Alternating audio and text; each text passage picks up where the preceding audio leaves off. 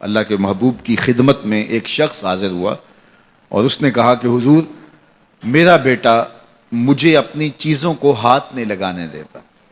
تو آقا کریم نے اسے بلایا، کہا کہ تمہارا باپ کیا کہہ رہا ہے؟ اس نے عرض کی حضور یہ چیزیں خراب کر دیتا ہے، بڑھاپا ہو گیا ہے تو چیزیں خراب کر دیتا ہے۔ تو حضور کی چشمان اقدس میں آنسو آ گئے، فرمایا ایک وقت تھا کہ اس کی چیزیں تو خراب کرتا تھا اور اس نے کبھی نہیں روکا تھا۔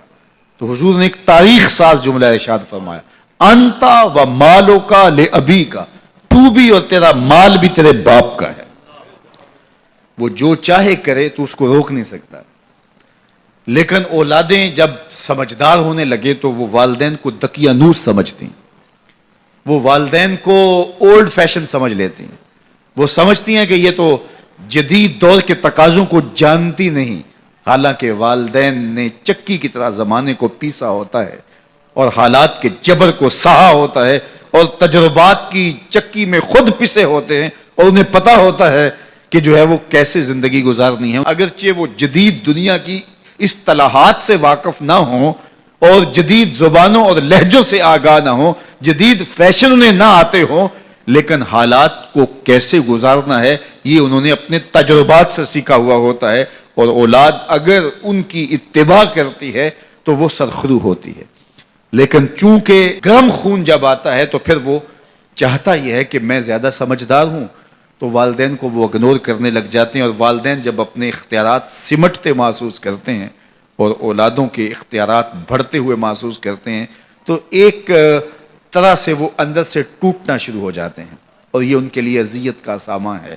تو اس لیے میرے رب نے انسانی نفسیات اور انسانی کمزوریوں کو مد نظر رکھتے ہوئے کتنی خوبصورت جو ہے وہ تاکید فرمائی، وَبِالْوَالِدَيْنِ إِحْسَانًا، ان کے ساتھ تم نے حسن سلوک کرنا ہے، تمہارے رویے خوبصورت ہوں، بلکہ فرمایا تم نے ان کے سامنے اف بھی نہیں کہنے۔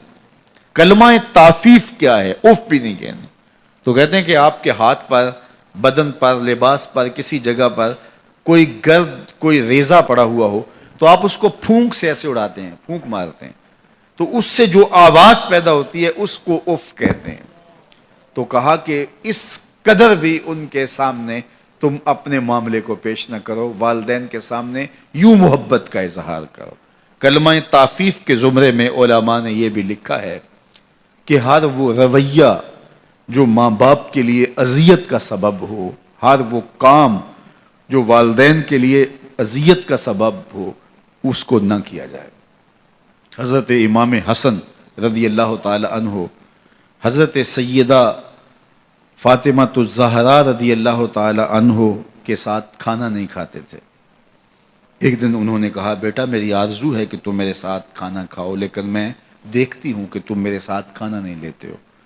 تو عرض کی امی جان میں اس ڈر سے آپ کے ساتھ کھانا نہیں لیتا کہ کسی لقمے کی طرف آپ کی نظر بڑھ گئی ہو اور آپ کا ہاتھ ابھی نہیں بڑھا اور میں پہلے اس لقمے کو اٹھا لوں جس کی طرف آپ کی نگاہ سبقت لے گئی ہے، اور آپ ماں ہونے کی وجہ سے مجھے نہ روکیں۔